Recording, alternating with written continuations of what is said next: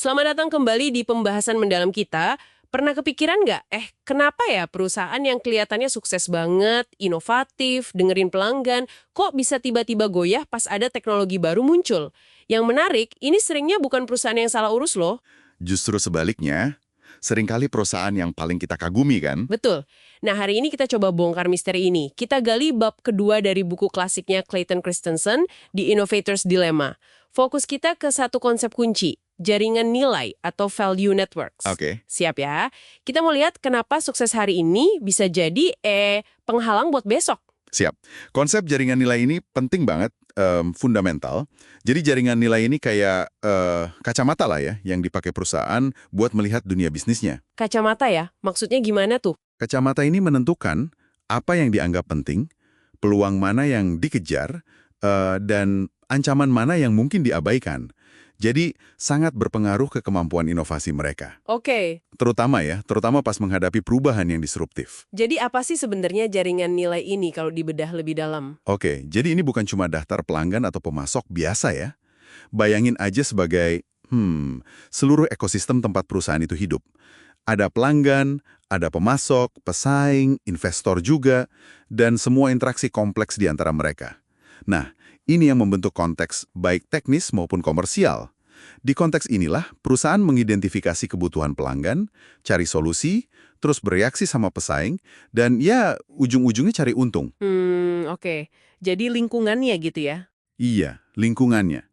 Dan yang paling penting nih, setiap jaringan nilai itu punya definisi nilai yang unik. Metrik kinerjanya beda-beda. Contoh klasik dari buku ini kan Industry Disk Drive. Ah, iya. Yang mainframe itu kan? Betul. Di pasar mainframe komputer tahun 80-an, nilai itu artinya apa? Kapasitas sebesar mungkin, kecepatan akses secepat kilat. Itu yang paling penting. Pelanggan korporat besar rela bayar mahal buat itu. Tapi terus muncul jaringan nilai baru di pasar portable komputer. Nah, ini yang beda ya? Beda banget. Di sini, nilai tiba-tiba berubah. Ukuran kecil, bobot ringan, sama konsumsi daya rendah itu jadi raja. Kapasitas besar, nggak terlalu penting di awal. Nah, urutan prioritas atribut produk ini yang memisahkan satu jaringan nilai dengan yang lain. Oke, jadi prioritasnya beda, nilai yang dikejar beda, terus apa lagi? Struktur biayanya juga beda drastis. Ini penting banget. Perusahaan disk drive buat mainframe, mereka butuh margin kotor tinggi sekali. Bisa 50-60%. Wow, tinggi ya? Tinggi. Kenapa?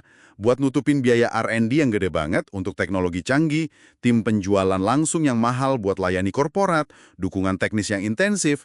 Sementara itu, perusahaan pionir di disk drive 3,5 inci buat PC portable, mereka bisa sukses dengan margin kotor jauh lebih rendah. Mungkin cuma 15-20%. Jauh ya bedanya? Jauh. Karena model bisnisnya beda. Jualnya lewat distributor, R&D fokus ke ukuran, model bisnisnya lebih ramping aja. Gitu? Oke, jadi jaringan nilai ini membentuk cara pandang soal nilai dan juga struktur biaya.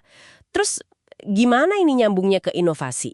Kenapa ini bikin mereka jago di satu hal tapi lemah di hal lain? Ini dilemanya kan? Tepat sekali. Disinilah letak dilemanya. Jaringan nilai ini sangat kuat mendorong perusahaan mapan buat unggul dalam apa yang disebut inovasi berkelanjutan atau sustaining innovation. Sustaining innovation. Inovasi yang biasa kita lihat itu ya, bikin produk jadi lebih bagus lagi. Betul. Bikin produk yang udah bagus jadi tambah bagus. Sesuai metrik yang dihargai oleh pelanggan utama mereka saat ini. Di jaringan nilai mereka yang sekarang. Balik ke contoh describe tadi. Perusahaan besar yang layani pasar mainframe dan mini komputer, mereka jagonya bikin kapasitas tambah besar, kecepatan akses tambah kencang. Karena itu yang diminta pelanggan utama mereka. Persis. Karena itulah yang diminta pelanggan utama mereka. Mereka sangat responsif, punya proses buat dengerin dan penuhi kebutuhan pelanggan terpenting mereka itu. Sumber daya, ya dialokasikan ke proyek yang menjanjikan margin tinggi yang sesuai model bisnis mereka. Ini kan kelihatannya manajemen yang baik ya, rasional banget dalam konteks jaringan nilai mereka. Iya sih, kedengarannya logis banget. Fokus ke pelanggan utama, kejar profit, perbaiki produk yang ada. Resep sukses kan biasanya? Terus, di mana masalahnya muncul? Kok bisa pendekatan ini jadi bumerang? Nah, Masalahnya muncul ketika datang jenis inovasi yang lain. Inovasi disruptif atau disruptive innovation. Ah, ini dia nih biang keroknya. Bisa dibilang gitu, teknologi ini seringkali punya karakteristik beda. Lebih sederhana, lebih murah, kadang kinerjanya lebih rendah awalnya kalau diukur pakai metrik utama pasar mapan. Tapi teknologi ini punya keunggulan di metrik baru yang belum dihargai pasar utama. Kayak ukuran lebih kecil, lebih simple, atau lebih nyaman dipakai. Contohnya yang disk drive kecil tadi ya, yang 5,25 inci.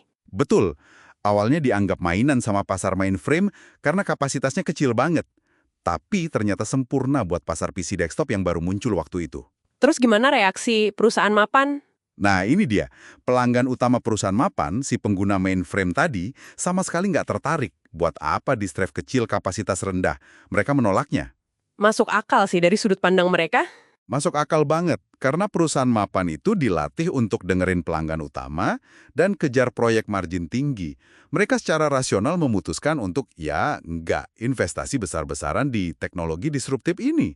Pasarnya kan kecil di awal, marginnya tipis, nggak sesuai sama struktur biaya mereka yang tinggi itu. Mereka mikir, biarin aja lah perusahaan kecil yang main di ceruk pasar itu. Jadi ini inti paradoksnya ya. Proses manajemen yang sama, yang bikin perusahaan Anda jadi juara di pasar sekarang, dengerin pelanggan utama, fokus profit tinggi, justru itu yang jadi jebakan. Jebakan yang bikin buta sama gelombang inovasi berikutnya, yang datang dari jaringan nilai yang beda. Bener-bener ironis. Sukses hari ini malah jadi bibit kegagalan besok kalau nggak waspada. Tepat sekali. Tepat sekali.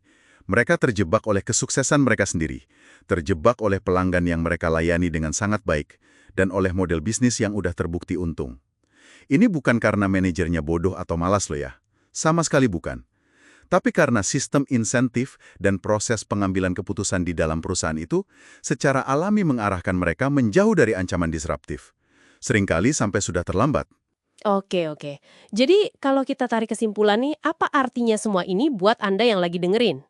Poin kuncinya adalah, kita perlu sadar betapa kuatnya jaringan nilai tempat kita beroperasi sekarang ini dalam membentuk persepsi kita. Kacamata tadi itu Iya, kacamata itu kuat banget ya pengalumnya. kuat banget. Dia mendikte apa yang kita anggap peluang emas dan apa yang kelihatan kayak gangguan sepele. Dia nentuin metrik mana yang dikejar, model bisnis mana yang dianggap layak. Jadi langkah pertamanya kenali dulu jaringan nilai kita sendiri ya. Itu krusial tentu saja. Memahami jaringan nilai sendiri, fokus pada pelanggan saat ini, itu penting buat sustaining innovation, buat jaga bisnis tetap jalan. Tapi, kunci untuk nggak kesapu gelombang disruptif itu adalah mengembangkan kesadaran. Bahkan mungkin ya, membangun semacam radar terpisah gitu. Radar buat melihat apa yang terjadi di jaringan nilai lain atau yang baru muncul. Yang punya prioritas beda, ekonomi yang beda. Ini soal mengenari potensi di tempat yang nggak terduga. Menarik.